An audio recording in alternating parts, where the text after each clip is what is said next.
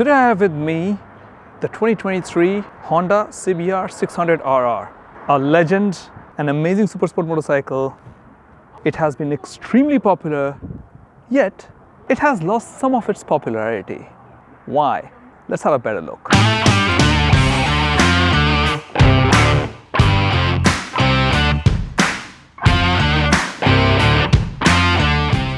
Before getting into some of the details, let us quickly do the numbers. The Honda CBR600RR is an inline 4 liquid-cooled engine with a double overhead cam and 4 valves per cylinder, belting out 113 brake horsepower at 13,500 RPM and 66 Newton meters of torque, or 49 foot-pounds at 11,225 RPM, with a redline at 15,000 RPM.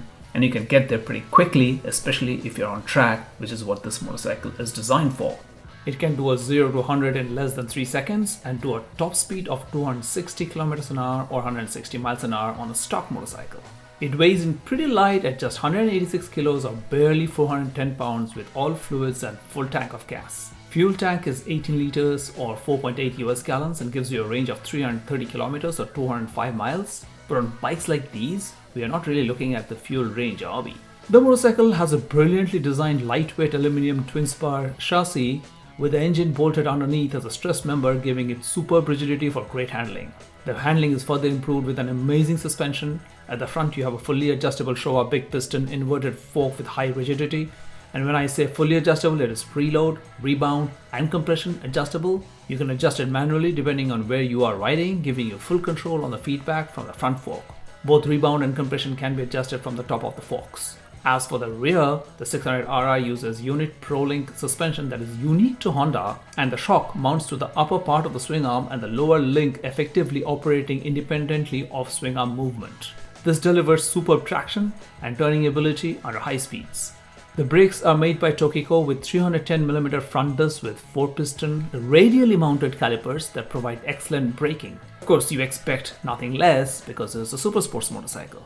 ABS is optional and will set you back by another $1,000. Let me show you how I sit on the motorcycle.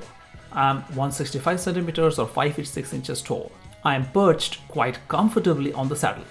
It is an aggressive riding posture as you would expect a race spec motorcycle to be, but among most supersport motorcycles I find the CBR600RR to be one of the most ergonomic riding stance.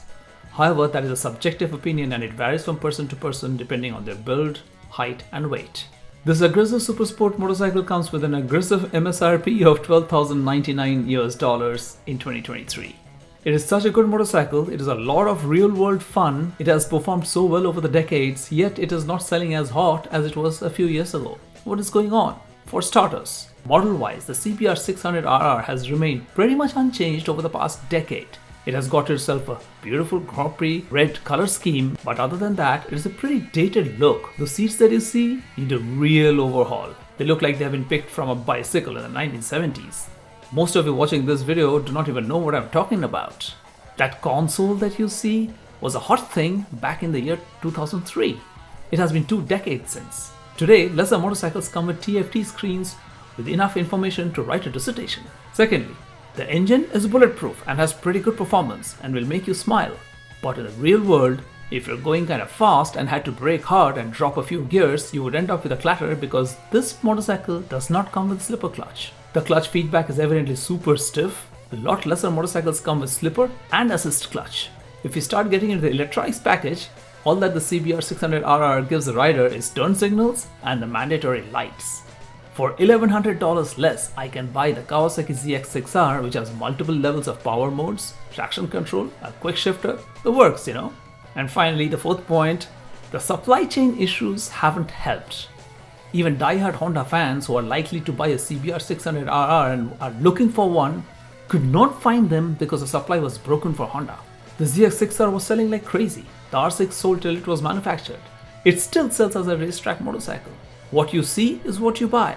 If I'm in the market for a 600cc and do not find the CBR anywhere, but I do see the ZX6R everywhere, I will go and pick it up. That said, do I recommend the CBR600RR? Sure, it's a great motorcycle.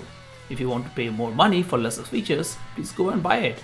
It's a really good motor with excellent handling and nothing wrong about it. But there's better stuff out there. What about you? What's your favorite super sport? Let me know your comments in the comment section down below, and I'll be seeing you in the next one. Until then, ride safe.